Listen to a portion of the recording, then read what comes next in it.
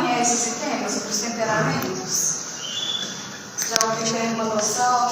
Não? Então, quem não sabe nada, não tem problema, eu acho que dá para acompanhar. Só que, assim, é um tema que não se esgota aqui, não mesmo. Faz parte de um processo de autoconhecimento, de busca da nossa santidade. Então, é só uma introdução, assim, para a gente começar a compreender e poder caminhar e ir nos conhecendo cada vez mais. Como o título, né, é bem aula, tá, gente? Desculpa, eu passo medo, então eu sou um bom professor, então vocês desculpem se eu trato vocês como aluno.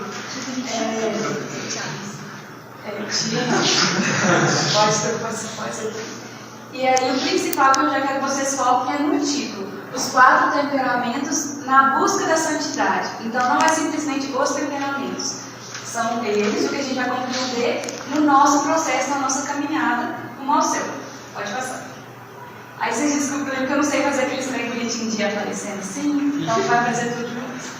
Aqui eu coloquei só para vocês terem mais ou menos uma ideia de onde eu busquei todas as coisas, o que eu li, o que eu escutei sobre, para não achar que é só da minha cabeça, porque da minha cabeça não é. Algumas coisas que eu fui olhando, é um livro desse padre, Conrado Rock. O PDF eu acabei imprimindo, porque eu gosto de ter papel, riscar, então é um PDF muito bom, muita coisa baseada nele. Eu assisti também um curso, na verdade é um curso desse blog, Como Educar Seus Filhos, e aí lá tem uma partezinha que o Dr. Ítalo, não sei se vocês conhecem, é um psiquiatra católico muito bom, ele tem uma partezinha desse curso, ele dá uma introdução sobre os 4 temperamentos, essa classificação dos 4. E, na verdade, é sobre a educação dos filhos, mas bem a calhar também, dá para entender várias coisas. Essa outra aqui, essa Lucimar Mazieiro, ela é fundadora de uma comunidade católica chamada Presença, no interior de São Paulo. E eu assisti também um mini curso dela num projeto chamado Amor Autêntico. É um negócio lá da internet, não sei se vocês conhecem, e dentro desse mini curso tinha também uma parte sobre os temperamentos. E ela fala de forma super clara, assim, eu procurei um pouquinho sobre ela, ela parece uma pessoa muito de Deus, muito ativa na igreja, então, e ela falou coisas muito pertinentes, assim, por isso que eu trouxe também. E esse aqui foi só uma coisa paralela, que é esse moço aqui, esse senhor, Gaston Berger, sei lá, é francês, ele é um industrial, psicólogo, trabalhava com algumas coisas assim, e ele escreveu esse livro, Tratado Prático de Análise do Caráter. Eu não trouxe ele especificamente, só que eu coloquei aqui para ser uma referência a mais, porque eu vi no Instagram de uma amiga e ela divulgando, e ela dando a sugestão da gente ler. Por quê? O que a gente vai tratar aqui são os 4 temperamentos básicos. Esse tratado de análise do caráter trata de ramificações. Então vocês podem falar assim, mas dentre os 4 eu não me encaixo em nenhum. Mas eles são os princípios básicos que vão ir expandindo.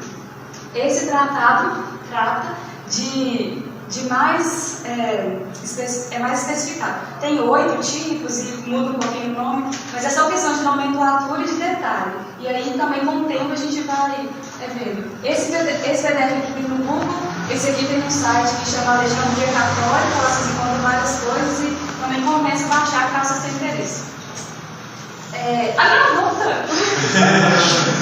É só isso mesmo.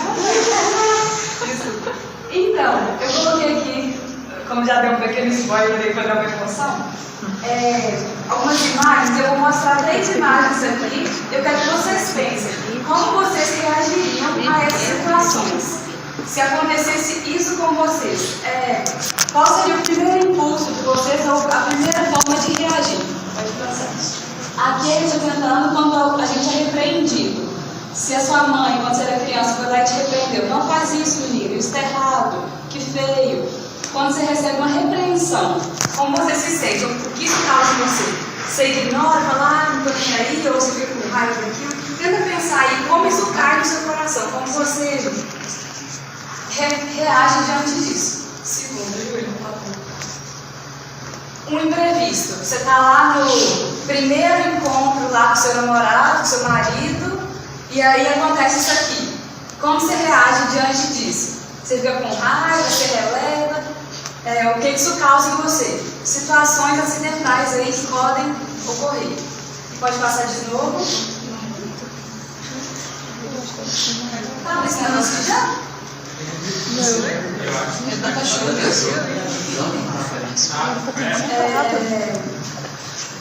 Tá dando pra ver.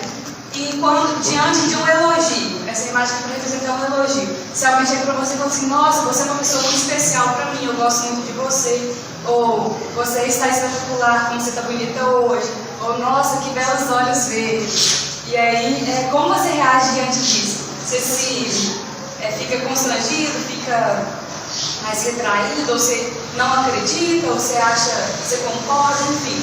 Como você reage diante de uma pessoa que exalta suas qualidades? Isso já diz um pouquinho de quem a gente é, do nosso temperamento. E aí, só para vocês irem refletindo aí, situações reais mesmo, super corriqueiras, eu vou só como exemplo. Pode passar, por favor. Tá pequeno, né? Eu vou lendo para vocês. Não tem como tirar isso, não? É tudo problema mesmo. Até com o carro.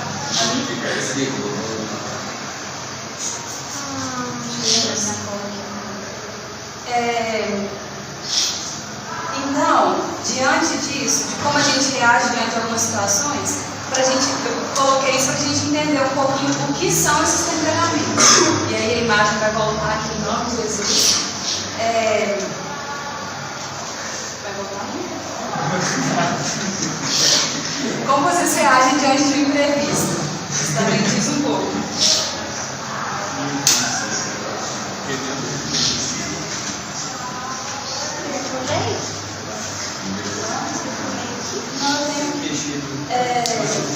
Só para introduzir, então. Tá, eu vou falando. Os temperamentos, então, são diferentes graus de irritabilidade ou excitabilidade da nossa alma.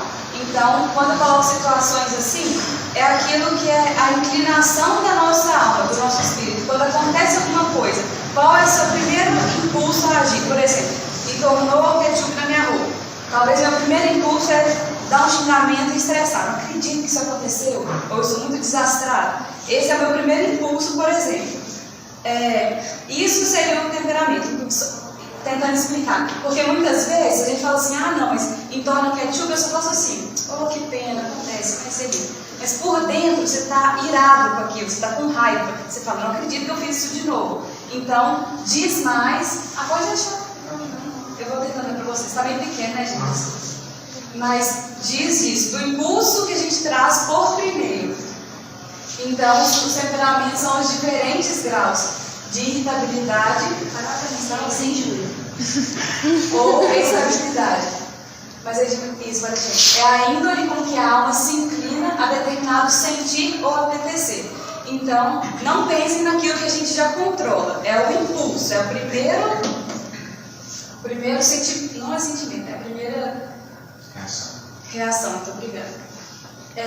Aí nessa abordagem que eu trouxe, eles se dividem em 4: colérico, sanguíneo, melancólico e fleumático. Pelo nome já dá para ter uma noção. Colérico lembra a gente de cólera, de ira, coisas assim. Sanguíneo de uma pessoa, enfim, a gente vai ver melhor. E aí eu coloquei nessa abordagem porque, como eu falei, tem abordagens diferentes. Essa aqui se baseia lá na antiguidade clássica, com Hipócrates, se eu não me engano, que já trazia um pouco dessa nomenclatura. E eu, como eu disse, ela é o principal. Pensem não sei se eu coloquei isso nos pontos cardeais, que a gente estuda lá em geografia, né? Quais são os pontos cardeais? Norte, sul, leste, Muito bem. E aí, é como se fossem esses pontos cardeais. Tem os 4 temperamentos e deles partem os outros, que seria lá o Nordeste, Noroeste, Sul, Sudeste, Sudoeste, essas coisas. E aí, esses que estão nesses meios são as ramificações que tem, ou os temperamentos mistos, que a gente vai ver também, que eles não são totalmente puros. Tá pegando tudo? Obrigada. E aí, é importante a gente saber também, eles são estruturas minerais, ou seja, o temperamento que a gente traz não muda. A nossa personalidade é construída, a gente vai aos poucos se formando como pessoas. Mas o que a gente traz de temperamento, de inclinação natural, é um só para o resto da vida. Então, se eu sou uma pessoa melancólica, eu vou ser melancólica sempre. Se eu sou melancólica, colérica, a mistura dos dois, eu vou ser assim sempre. Então, gravem isso, são estruturas minerais, fazem parte de quem nós somos. E aí é importante também a gente saber que cada temperamento, ele é bom em si mesmo. E com qualquer um dos 4 se pode trabalhar para o bem e chegar ao céu. Então, cada um dos 4 temperamentos, nesse caso, tem suas qualidades e defeitos. Todos têm. Porém, um não é melhor que o outro. São diferentes. Um tem mais jeito para uma coisa, outro para outra. São características bem diferentes. Mas em todos, Deus quer nos dar a graça de sermos santos. Então, através deles, a gente tem esse caminho para chegar ao céu. Para que ele serve? Para que a gente alcance um sincero conhecimento de nós mesmos, das nossas forças do corpo e da alma, dos nossos pontos fortes, das fraquezas pessoais e das qualidades e defeitos. Então, nos ajuda nesse autoconhecimento, nessa busca de quem nós somos, daquilo que é forte em nós, daquilo que é fraco em nós, daquilo que eu já cresci, daquilo que eu preciso melhorar, de todas as coisas que dizem respeito ao nosso ser como pessoa, completa assim. E ele serve também para a gente bem realizar a nossa vocação e, mais uma vez, alcançar a santidade. Então, pensem sempre com esse fim. É sempre ao fim de sermos santos, ao fim de sermos pessoas melhores, aquilo que Deus nos criou para ser. E isso passa pela nossa vocação, por aquilo que Deus nos chama a fazer. Se eu me conheço, se eu sei aquilo que Deus quer de mim, eu vou lutar cada vez mais para cumprir bem essa missão. E aqui uma atenção muito importante. Não adianta eu saber, nossa, eu sou uma pessoa melancólica. Estou dando esse exemplo porque eu sou uma pessoa melancólica. Então, tudo eu uso de justificativa. Nossa, eu faço isso com você porque eu sou melancólica. Eu não faço isso porque eu sou melancólica. Então, as nossas más inclinações, aquilo que a gente tende a fazer, não pode ser justificado pela fraqueza do nosso temperamento. Eu sei que essa aqui é a parte fraca do meu ser. Então, eu vou sempre jogar a culpa nisso. Eu te trato mal, eu falo de uma maneira grossa com você porque é do meu temperamento. Pelo contrário, quando a gente conhece, aí então que a gente precisa mudar. Então, não pode ser usado de justificativa. Eu faço isso porque eu sou assim. Não, se você sabe aquilo que não vai bem em você, trate de se converter, de mudar, de querer se aperfeiçoar. Porque é justamente para isso que a gente tem que se conhecer. Não adianta saber, dar um nome e se manter estagnado, né? Não é para isso. Pode passar. Aí aqui mais algumas informações importantes antes da gente ir adentrando mesmo os temperamentos. Mais uma vez, só para reforçar, o temperamento ele é inato, faz parte da natureza humana. Então, como eu disse, ele não muda. Porém, ele precisa ser educado. Então, é isso que eu disse. A gente conhece os pontos fortes e fracos, e aí a gente vai se educar naquilo que é fraco ainda. Para que se desenvolva aquilo que é bom e seja neutralizado aquilo que é mal, os maus influxos da nossa alma. Sobretudo, principalmente com o auxílio de Deus, na graça de Deus. Sozinhos, nós não consegue se mudar, se converter. Eu adiantei essa parte. Há diversas classificações para os temperamentos. A divisão em 4 tipos faz alusão à antiguidade clássica, tendo origem em Hipócrates, grande médico da antiguidade, ali bem antes de Cristo, e parte do pressuposto que os 4 são os pontos de referência, como os pontos cardeais. As possibilidades que estão em torno são consequências. Então é como eu expliquei para vocês. Tem os 4 pontos e aí deles vão partir as ramificações. No curso do Dr. Ítalo ele explica perfeitamente bem, mas eu não trouxe porque eu não saberia falar exatamente, porque ele fala de relação com água, fogo, ar e terra, algumas coisas assim, e diz de características de quem é mais expansivo, de quem é mais resistente, coisas assim. Então é mais aprofundado, por isso eu não coloquei. Mas é esse o sentido de ser essa relação com os pontos cardeais. Os temperamentos não são quimicamente puros. Eles se apresentam por vezes mesclados em graus diversos, que é o que a gente chama de temperamentos mistos. Então, se você colocar lá na internet um teste sobre os temperamentos, provavelmente no fim vai dar um resultado em porcentagem. Tantos por cento colérico, flemático, sanguíneo e melancólico. E aí os que predominarem você vai saber que é o seu. Assim, eu não sei a confiabilidade desses testes da internet, mas ajuda a dar uma noção de qual é o nosso temperamento. Eu prefiro ler as características de cada um e tentar me enquadrar, ao invés de começar pelo teste. Mas acho que todos os caminhos ajudam. Então, é importante lembrar isso. Eu acho que é muito difícil uma pessoa ter somente um temperamento. A hora que eu vou falando de todos, vocês tentem perceber em qual vocês se encaixam mais, mas provavelmente vocês vão conseguir perceber traços em outros temperamentos também, porque é normal. E aí, aqui só um exemplo. Eu coloquei de forma bem assim, gente. Não está formato BNT, não, tá? Vocês ignoram. Se vocês lerem ou se eu falar assim, por exemplo, o temperamento X age assim, o temperamento Y age assim. Então, vocês vão ler como se estivesse falando. Ele age assim normalmente, ou ele é inclinado a agir assim. Então, não é o temperamento, é assim. A inclinação natural, aquela força primeira, leva a pessoa com esse temperamento a agir dessa forma. Mas não é algo sólido, geralmente, até porque nós somos muito diferentes, temos marcas muito diferentes, mas pode variar. E mais importante, não tire conclusões precipitadas. Não olhe que o seu temperamento é pior que o do outro, ou eu tenho certeza que eu sou isso e ignore os outros. É uma construção mesmo, é um processo para a gente conhecer. Então, até o final, como eu falei, é um gostinho para a gente começar a entender, porque é um assunto bem extenso mesmo. Pode passar, por favor. E aí, o primeiro é o colérico. Ele tem como patrono São Francisco de Sales, que ele acho que é muito conhecido de nós, São Francisco de Sales.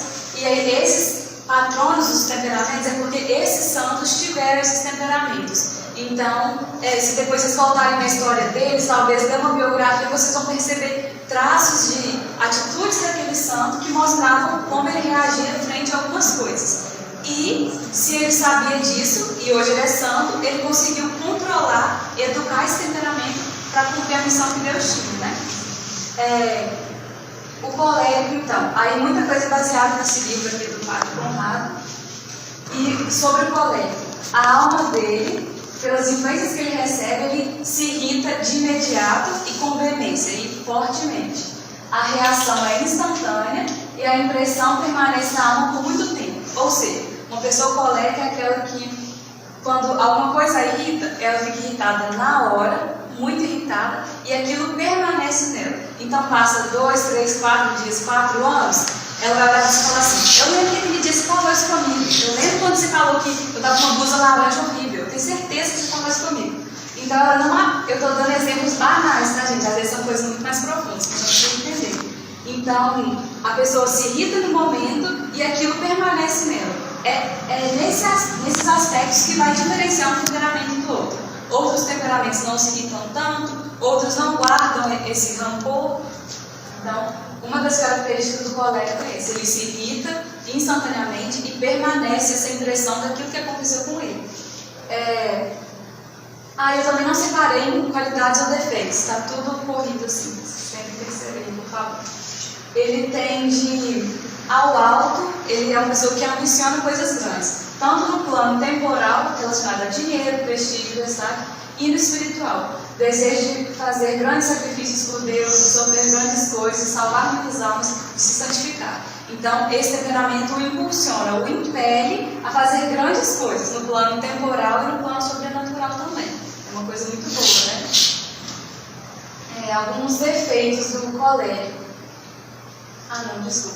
Aqui, os obstáculos. Como aqui ele aspira às coisas grandes, há alguns obstáculos para que isso aconteça. A imprudência, muitas vezes pode acontecer. Ele se lança apaixonado e cegamente ao seu objetivo, sem sequer refletir se o caminho realmente conduz ao fim. Então é aquela pessoa que é mais impulsiva. Ela quer chegar àquele lugar, então ela só vai, ela não para e pensa: será que isso é o melhor mesmo? Será que esse caminho vai de fato me levar ao fim?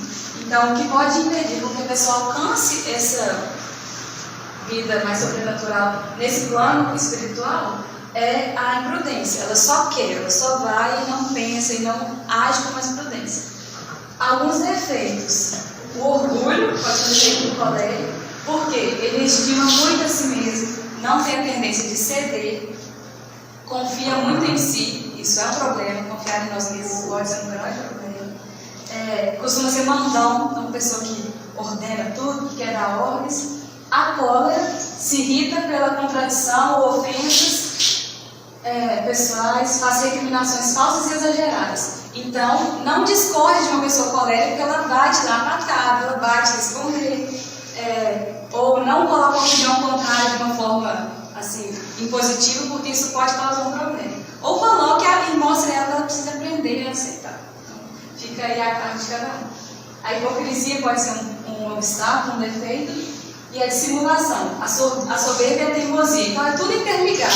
A pessoa não aceita se contradizer, então ela bate o pé na opinião dela, naquilo que ela deseja, e acaba sempre pensando, eu estou certo, eu sou melhor nisso.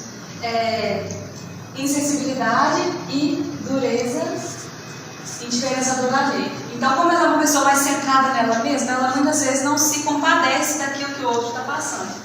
E isso não é muito legal, né? Muitas vezes a gente precisa ter esse olhar para aquilo que o outro tem necessidade.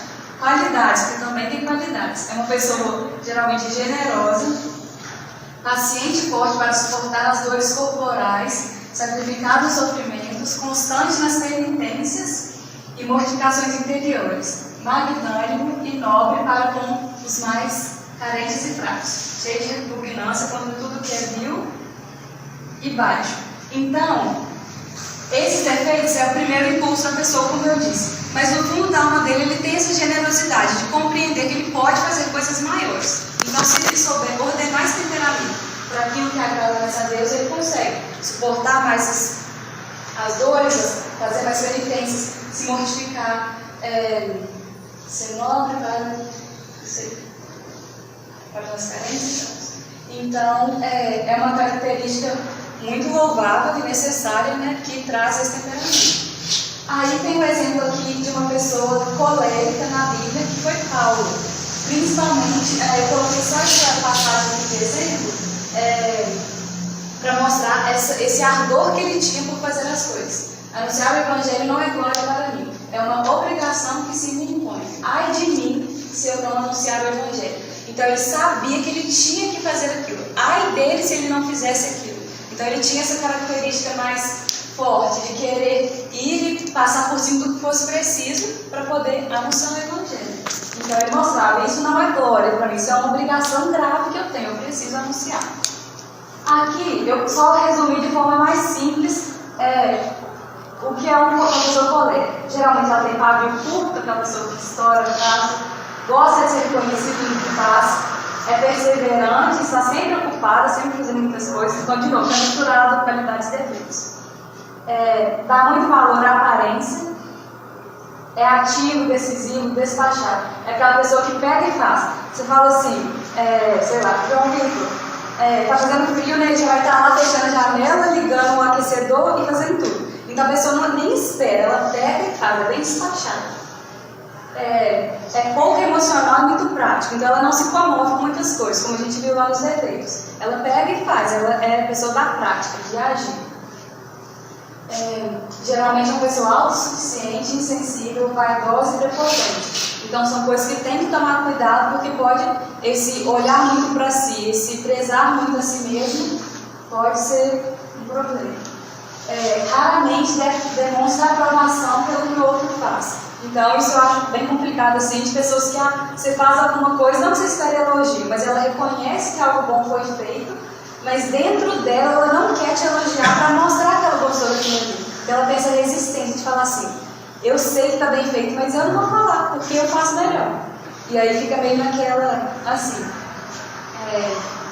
costuma guardar rancor, porque a impressão daquilo que ela faz fica na alma dela por muito tempo e raramente pede desculpa. Então justamente por isso, sempre achando a outra pessoa está errada. Então isso é algo que quem se reconhece aqui já um pouco é bom e sempre pensando, olha, eu sei que a pessoa errou comigo, porque às vezes eu estou certa, mas não custa nada eu me redimir, eu desculpar a pessoa, eu perdoar. Né?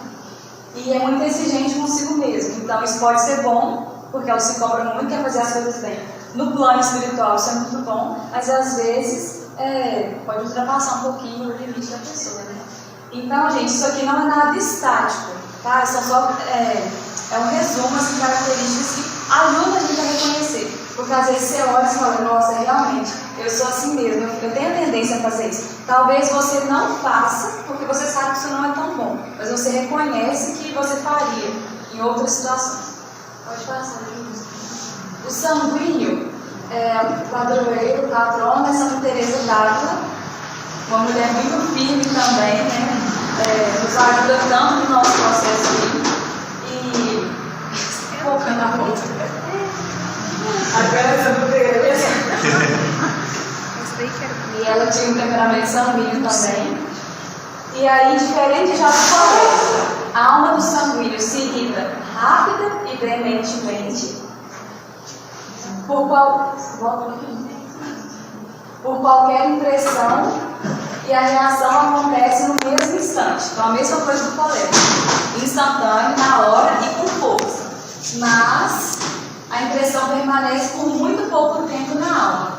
A lembrança de coisas passadas não provoca novas emoções tão facilmente. Então, no colérico, se eu sou colérico, e se ele falou da minha blusa hoje, daqui a 4 anos eu vou estar lembrando que você falou dessa blusa aqui. O sanguíneo, não tanto. Na hora ele vai se irritar, ele vai ficar irado, com raiva, mas isso vai passar depois. Então, eu já acho que é um pouco mais suave, assim, é uma coisa boa, né? Não guarda essa mágoa. Algumas disposições fundamentais que fazem parte desse temperamento: a superficialidade, inconstância, interesse por coisas exteriores, serena concepção da vida e carência de paixões enraizadas. Então, é muito ligado a isso, coisas mais no plano superficial, coisas palpáveis, digamos assim, exteriores. No livro do Padre Conrado, ele explica cada um desses tópicos, essas disposições fundamentais. Depois eu recomendo que vocês leiam bem pequenininho, ajuda a entender melhor. Eu não coloquei tudo aqui porque ninguém merece, né, ficar lendo esse monte de coisa. Mas ele vai explicando aqui do que se trata. Por exemplo, a superficialidade, a pessoa não penetra até o fundo em nada, nem chega ao todo. Se contenta com viver algo superficial. Então faz parte desse temperamento. Isso. E aí tem os outros aí, eu vou falar todos não para frente. Se caso vocês quiserem, vocês podem dar uma olhadinha aqui, tem a explicação. Alguns efeitos também relacionados com essas disposições: vaidade e satisfação de si mesmo. Então, é uma pessoa que depende muitas vezes de elogio, de ser adulado, de falar: olha, você fez isso bem mesmo, parabéns, você é muito bom nisso. Ela depende disso para se sentir bem. Imitação aos galanteiros, a inveja e ao ciúme, gozo pela vida e a falta dos prazeres, medo das virtudes que exigem esforços. Então, por ser uma pessoa superficial ou ligada às coisas terrenas, muitas vezes isso aqui dificulta esse processo, né? Dela passar por tudo isso. Por isso que entra a falta dos prazeres, o gozo pela vida. Ela gosta de experimentar, não necessariamente pecados do mundo, mas coisas que aprendem mais a vida terrena. Por isso essa dificuldade de alcançar medo de virtudes que exigem esforços. Então, ela está olhando tanto aqui no superficial, que quando ela quer adentrar algo mais profundo, mais espiritual, digamos assim, talvez isso pode paralisar um pouco. Qualidades: é uma pessoa simpática, afável, alegre, atenta, sensível, não guarda rancor, é dócil e submissa aos seus superiores. Então, geralmente, pessoas que são os superiores dessas pessoas estão numa boa posição, porque os sanguíneos são facilmente se submetem. Seu orientador pediu para você reescrever sua pesquisa lá da iniciação científica todinha. Você fala assim: tudo bem, eu já fiz isso 4 vezes, eu faço mais uma. É fácil de se submeter assim, às vezes, né, gente? É uma pessoa que quando ela chega no ambiente, você sabe que ela está ali, já chega assim: oi, fulano, não sei o quê. Eu vou dar um exemplo de uma pessoa que eu acho que é assim: Yasmin, irmã da Índia. Ela chega, todo mundo sabe que ela está ali. Ela é uma pessoa simpática, ela é alegre, então ela contagia quem está perto. Isso é uma coisa muito boa, uma característica muito boa. Não sei se ela é só sanguínea, tá, gente? Mas com certeza ela tem algum traço de sanguíneo. Para a pessoa crescer cada vez mais, ela deve cultivar o recolhimento e a vida interior, mortificar os seus sentidos. Então, por ser presa a coisas superficiais, ela deve ir mortificando aquilo que diz de sentimentos, de sentidos. para poder alcançar graus maiores de vida interior. O que nem muitas vezes é fácil para a pessoa, mas é necessário. E aí, o exemplo na Bíblia é Pedro. Deixa eu só achar a página.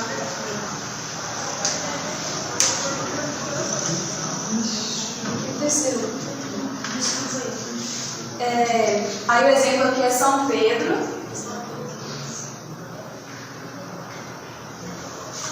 Isso. Eu vou só ler esse assim para vocês. Para lidar com o sanguíneo, Deus nos ensina o que devemos fazer. Por exemplo, com São Pedro. Para a pessoa conseguir entender aquilo que a gente quer dizer. A gente precisa falar com o coração e com algo que eles gostem e os anime. Por exemplo, São Pedro era pescador. Então Deus falou para ele assim: olha, essa noite você vai passar a noite toda pescando e você vai conseguir muitos peixes. Depois que ele conseguiu muitos peixes, aí ele deu a missão e disse: agora você se tornará pescador de homens. Então ele trabalhou naquilo ali que era o gosto dele, que era a prática dele, terrena mesmo, trabalho. Aquilo que ele fazia para se sustentar os demais, enfim. E aí, sabendo disso,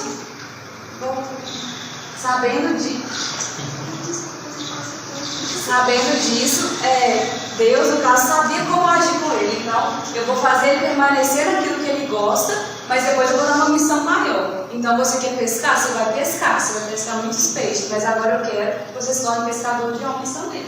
Então, através disso, ele conseguiu que Pedro cumprisse a missão dele. E aí, mais traços da pessoa que é sanguínea, mais resumido. É simpático, de fácil convivência, atrai outras pessoas, é um pouco instável, pode ser explosivo, inquieto, teimoso. Então, por ter essa primeira inclinação de reagir com irritabilidade àquilo que acontece, pode explodir, né? Pode se inquietar facilmente. Tem dificuldade em perceber os detalhes. Eu falei da Yasmin porque ela é assim, gente, a gente se conhece há muito tempo. Então, ela é sempre assim, ó, tem uma coisa aqui, eu estou dizendo, nossa Yasmin, uma folha branca debaixo do nosso nariz. Ela é aonde? Não estou vendo. Tem dificuldade em perceber coisas que estão debaixo do nosso nariz. No teste do seu cônigo, o teste caracterológico, tem uma das perguntas que é essa. Você consegue perceber as coisas facilmente, coisas assim. Então, geralmente as pessoas sanguíneas, por serem mais expansivas e mais...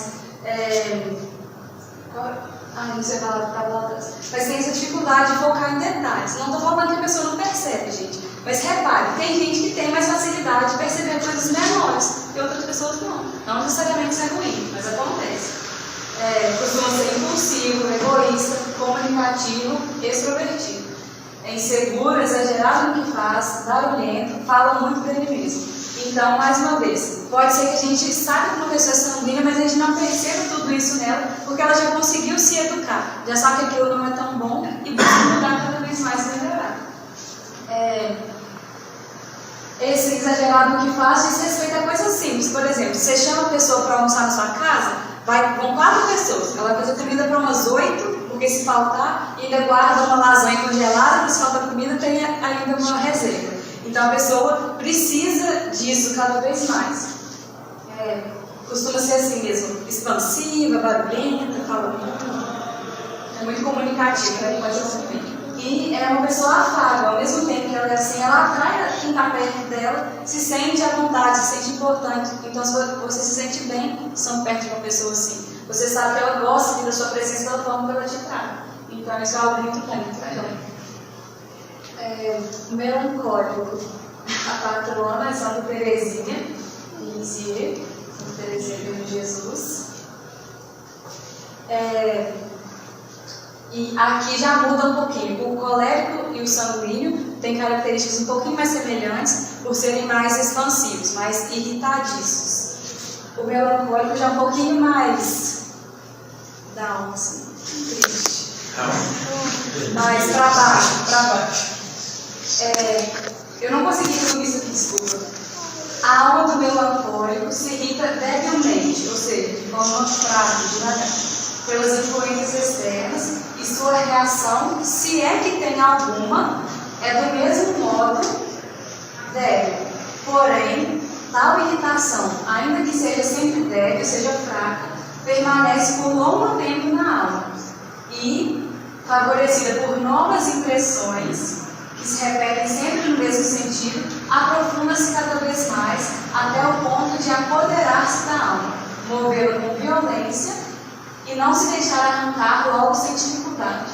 As impressões na alma do melancólico podem ser comparadas a uma estaca, que com as marteladas vai se afundando na terra com crescente tensão. Então aqui já é diferente do sanguíneo e do colérico. O melancólico, ele não tende a se irritar com facilidade ou a reagir com muita brutalidade, com muita firmeza. Tem coisas que acontecem para ele estar assim, tudo bem.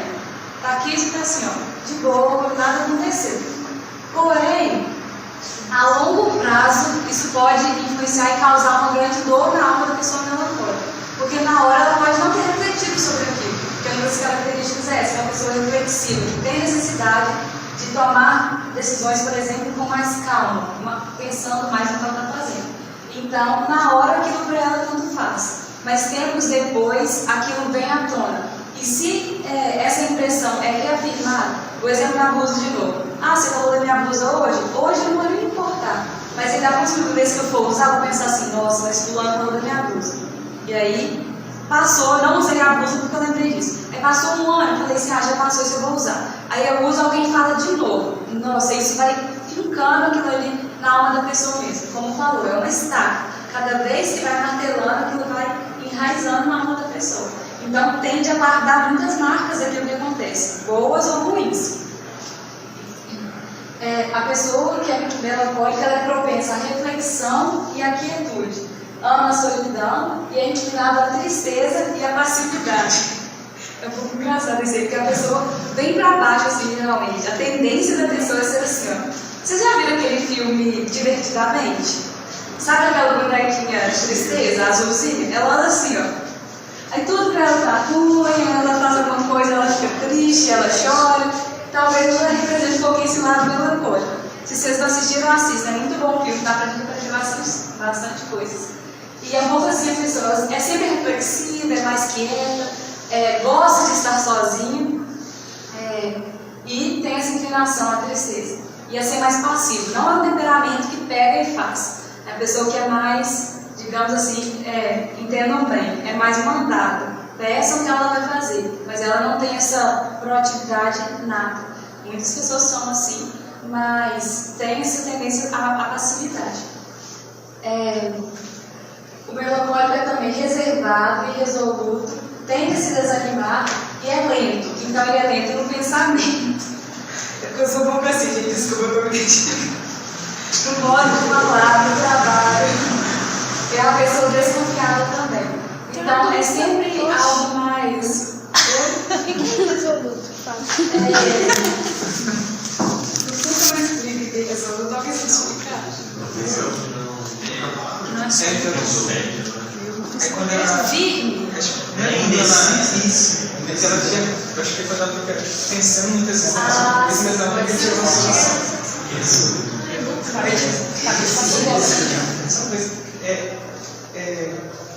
Quando falamos assim, em relação à reflexão sobre as ações, é como se ela não pensasse tanto no momento da ação, mas quando ela é sensibilizada com o mesmo fato, com o exemplo da blusa. É como se ela ficasse meio que remoendo aquilo. Isso, isso. E aí, o que acontece? Quando acontece alguma coisa que traz esse pensamento de novo para o melancólico, isso se enraiza mais ainda. Então, ao invés dela deixar isso para lá, a lembrança daquilo que aconteceu faz com que essa impressão fique mais firme na alma. Seria tipo assim, é como se ela não soubesse se as coisas deveriam ser fechadas. É como se ela não fechasse nada na vida, sempre ficasse em aberto, esperando que algo voltasse aqui. Isso, acho que é perfeito. Você entendeu então, Fran? Entendi. Como você disse mesmo? Deciso, né? Acho que sempre você tem que tomar uma decisão. Você gira em torno daquilo. Tem um exemplo aqui que eu falo para vocês que acontece comigo. Por exemplo, você precisa decidir uma coisa hoje e, sei lá, você tem que limpar o seu guarda-roupa. Se você tirar uma tarde, você consegue limpar. O melancólico pode gastar um mês para arrumar o guarda-roupa. Porque ele vai ficar assim, postergando, ele vai ficar assim, daqui a pouco eu faço, eu preciso esperar, não sei o quê. Eu falo que eu sou assim, gente. Desde que voltou às aulas, eu falava pra minha mãe que vou separar meus materiais. As caixas estão lá até hoje. O dia que ela pegar e arrumar, eu vou ficar brava, mas eu não fiz ainda. Então tem essa tendência a postergar as coisas, entendeu? Não tem tendência, né? O orgulho do melancólico pode causar nele medo de se mostrar em público e de aceitar louvores. Então, uma pessoa que não acredita muito naquilo que falam para ela. Nossa, isso é muito bom. Nossa, parabéns por isso. Ela fica tipo assim, se você acha, tudo bem, mas eu, como assim, eu não acho. E isso é um pouco ruim, eu acho. Não necessariamente a falta de humildade, mas é só uma falta de reconhecimento mesmo desse elogio. Alguns defeitos.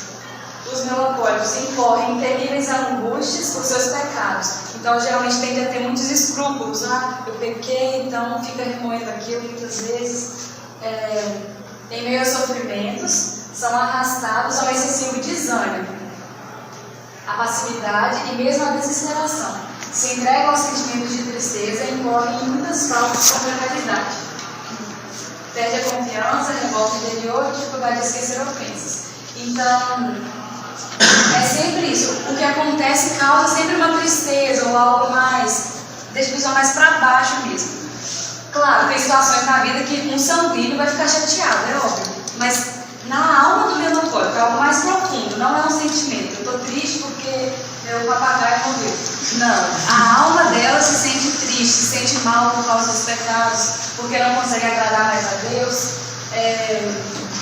E aí, por exemplo, se acontece, falaram da minha blusa, eu começo a perder a confiança na pessoa que falou aquilo de mim, ou que me criticou de certa forma. Então, lá na foto do ser repreendido, pode ser que o melancólico não saiba ser bem repreendido, porque ele vai ficar sempre lembrando aquilo, isso causa dentro dele certa revolta, ou ele perde a confiança na pessoa. Nossa, mas eu confiei que fulano gostava de mim, que ele faria isso comigo e ele não fez. Então isso vai causando sempre essa estaca, que vai afundando cada vez mais.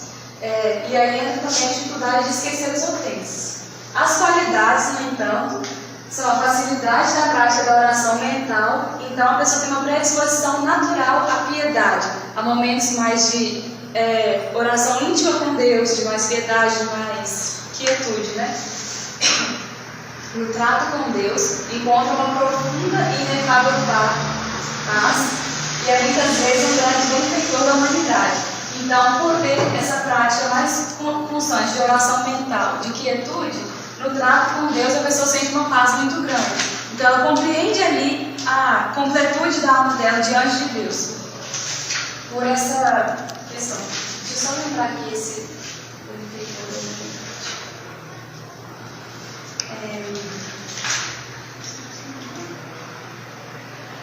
Isso. Aquele último ponto ali, é um grande benfeitor da humanidade.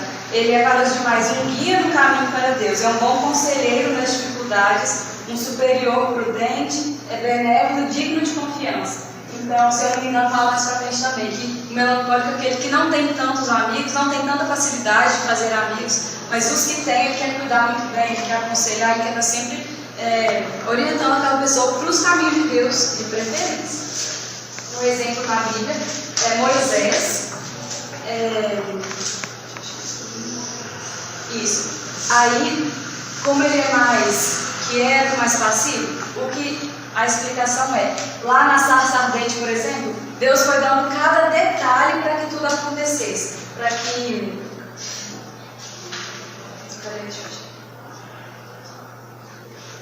Isso, ó. Lá o episódio da sarça ardente. Primeiro Deus apareceu, então, como algo sobrenatural, mas de forma tranquila, digamos assim. E aí Moisés foi se aproximando e Deus disse que era ele falando. Sou o Deus de Abraão, de Isaac e de Jacó. E aí ele vai repetir isso muitas vezes, para que o melancólico pegue confiança naquele que fala. Então Moisés precisava confiar em Deus para agir naquilo que Deus queria que ele agisse, que ele fizesse. E aí Deus vai agindo passo a passo, né, com Moisés. Explica que quer que ele vá libertar o povo. Explica, isso. E aí, no fim das contas, Moisés vai e obedece a Deus e faz o que ele pediu. Porém, ele precisou ser mais paciente, mostrar com mais cuidado aquilo que ele precisaria de fato fazer. Então, se eu chegasse e falasse, é o seguinte, você foi escolhido para libertar o povo, vai lá. Se fosse um colérico, um sanguíneo, ele iria, deixa eu lá fazer. Mas o melancólico, ele precisa raciocinar, entender a necessidade daquilo, então ele faz bem, mas ele precisa compreender. Então foi o trato que Deus conseguiu ter com Moisés. São só exemplos para a gente visualizar, tá, gente? E algumas características. É muito calculista e perfeccionista, geralmente. Ponderar, analisa todos os obstáculos. Então, eu tenho que ir daqui até na padaria. Eu vou olhar se é melhor eu passar debaixo das árvores, porque um passarinho pode me atingir. Eu posso dar a volta porque eu quero passar na faixa de pedestres. Eu posso passar na outra calçada porque pode ser mais rápido, eu vou encontrar menos pessoas. Então ele vai calcular cada passo, onde pode ter um obstáculo. Por isso ele é irresoluto. Ele pensa muito antes de tomar uma atitude. Tem tendência ao pessimismo, então é a menininha lá do filme. Ela é assim, tudo tá bom, tudo. Isso não é bom, viu, gente? Não é bom essa pessoa pessimista. Deus é muito bom pra gente agir sempre assim, com tristeza. Mas essa é uma tendência. É introvertido e emotivo, então diferente do outro também, do colérico e do sanguíneo, que são mais ligados à prática, o emocional do melancólico vem mais à tona.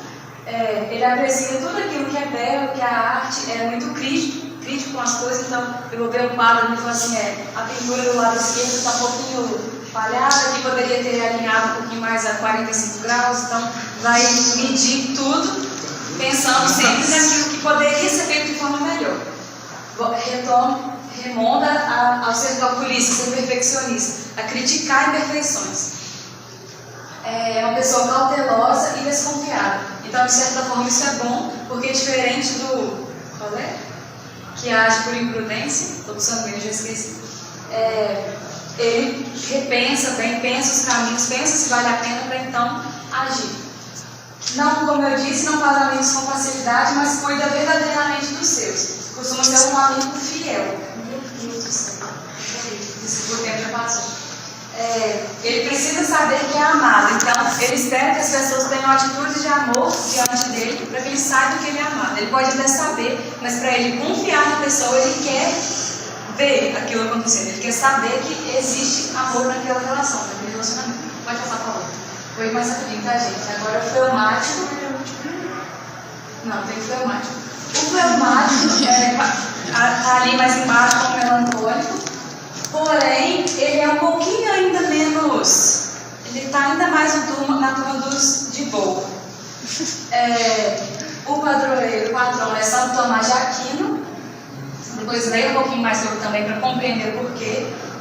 Não consegui fazer a introdução, não ainda tempo, porque já não está tempo. As impressões na alma do fleumático provocam tão somente uma irritação débil, fraca. Se é que afeta, então igual o melancólico. Pode ser que aconteça alguma coisa, se alguém xingar um fleumático, pode ser que ele nem se importe com aquilo, como um colérico ou sanguíneo se importaria. A reação que ele tem diante daquilo é igualmente débil no sentido de fraco, viu, gente? Não atinge com muita veemência. Quando não chega a faltar por completo. Então pode ser que às vezes você vai bater no osso do colérico, do fleumático, e vai ficar assim. Acontece. E só. E as impressões não aparecem logo. Então isso é algo geralmente muito bom. Porque se você fere a pessoa fleumática, na hora ela não vai se irritar, depois ela não vai se irritar, ela não vai guardar aquilo. Então ela tende a viver de forma muito mais leve, muito mais suave, porque aquilo não afeta diretamente. Coisas ruins, né, eu estou falando. E se isso acontecer para coisas boas, pode ser tão bom também, porque ela não consegue se enraizar.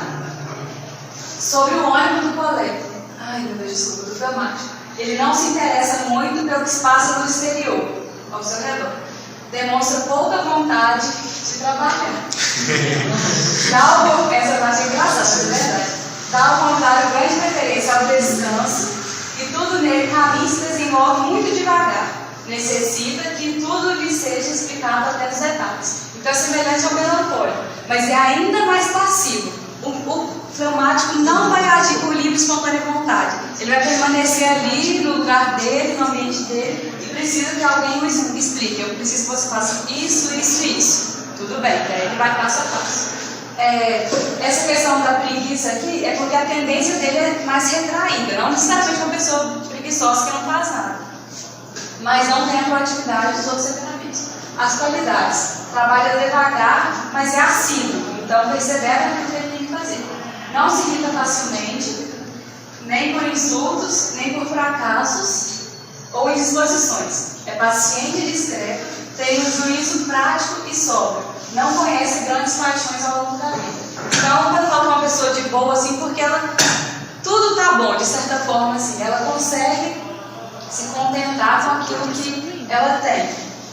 Em coisas boas, gente, não pense em coisas ruins.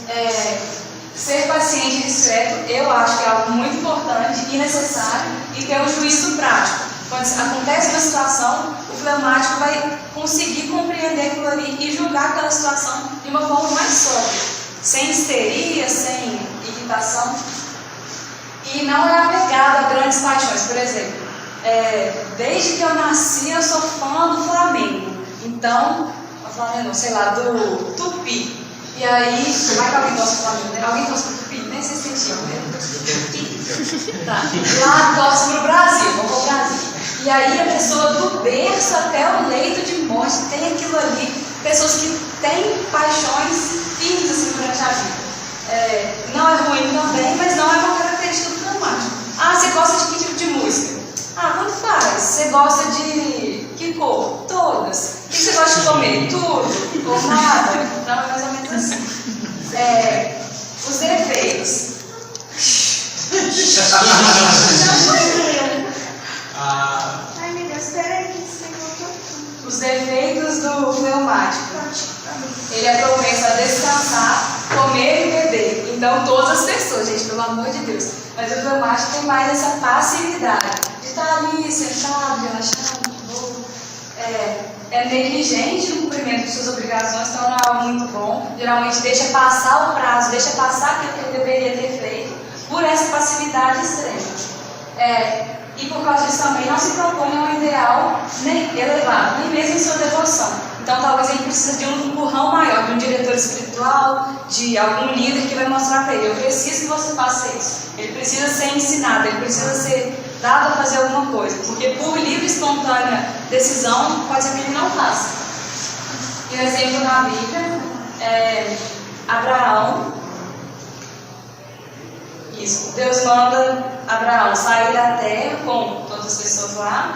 Ele sai de casa e não da terra. Depois sai da terra, mas leva todo mundo. Mas por fim ele se separa de uma forma pacífica, só por mais que consegue fazer. Então ele vai perdendo várias coisas, né? E para ele aquilo assim, tudo bem, acontece e não causa irritação, não causa ódio, não causa ira diante de Deus nesse caso. É um exemplo bem claro também de um fleumático. Alguns traços: uma pessoa de fácil convivência, é calmo, centrado, pensativo, muitas vezes desmotivado e indeciso, não se emociona facilmente, diferente do melancólico, age mais por princípios do que por emoções. Então, se ele tem um princípio, a doutrina da igreja, ele vai agir de acordo com aquilo, que é algo muito bom. Não vai se deixar levar pelas ondas, né, como diz lá na passagem de Coríntios, se não me engano.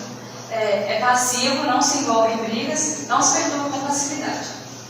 Gosta do convívio social, mas fica mais a sós. Então é aquela pessoa que consegue se enturmar, mas para ela tudo bem em estar sozinha, em cumprir algumas coisas sozinha. Aí aqui, só um exemplo, para a gente entender na prática como funcionaria. Pode diminuir, não tem problema. Uma situação real. Se eu chego para vocês e falo assim: gente, hoje tem reunião do JCC e o salão paroquial está uma bagunça. Precisa estar tudo arrumado até 5 horas da tarde. O fleumático: o quê? O que tem? Reunião. Quando mesmo? Hoje? Onde que vai ser? O salão? O que eu tenho para fazer? Então, o fleumático é essa pessoa que vai perguntar tudo, vai ficar lá meio mole, até se explicar para ele o que está acontecendo. O melancólico: gente, isso não é hora de limpar o salão.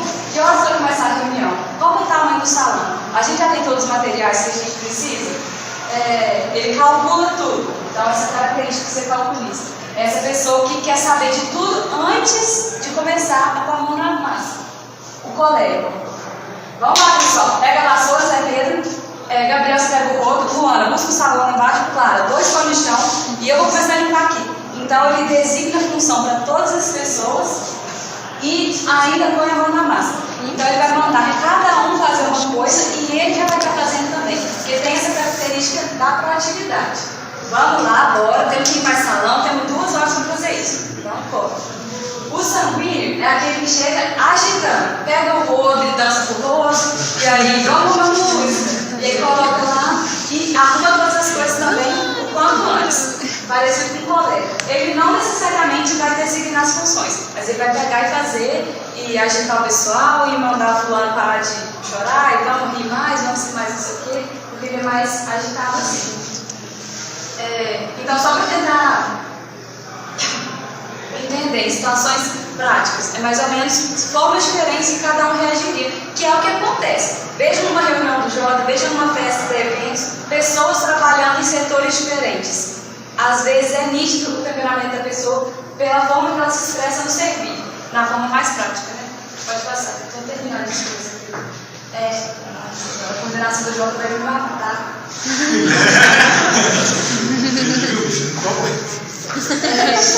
Então, só um esboço, depois eu mando isso aí se vocês quiserem, mas nesse livro aqui tem tudo, nos outros livros tem também, nesses vídeos também. Sabendo um pouquinho do seu temperamento, o que a gente precisa fazer?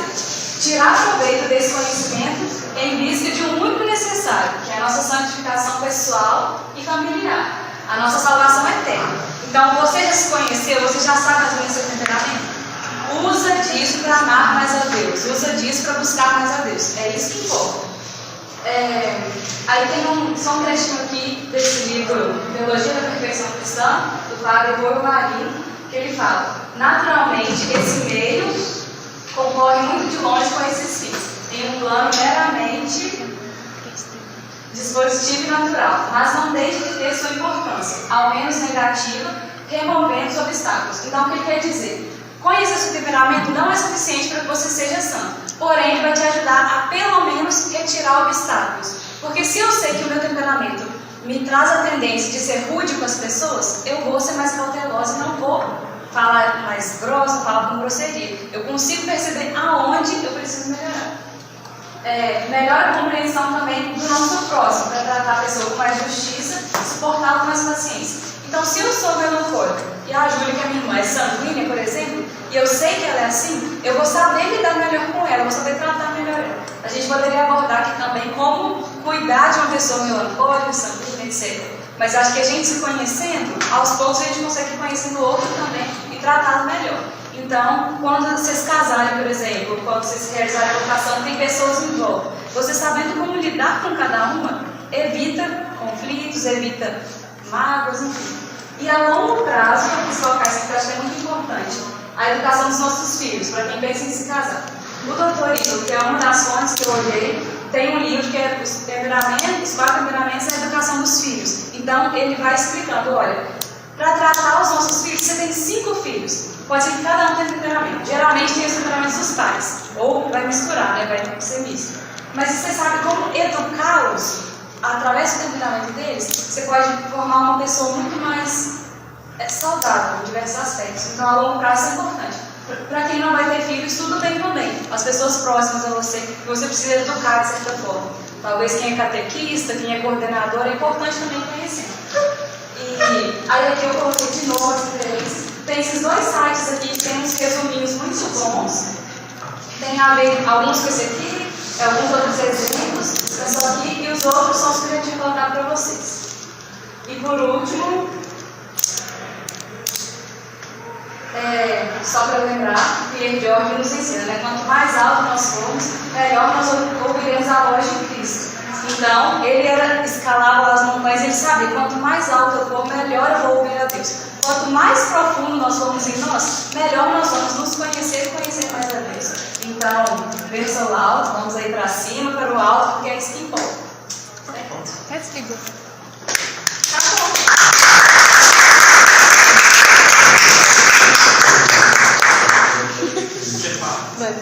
Vai estar no previamente?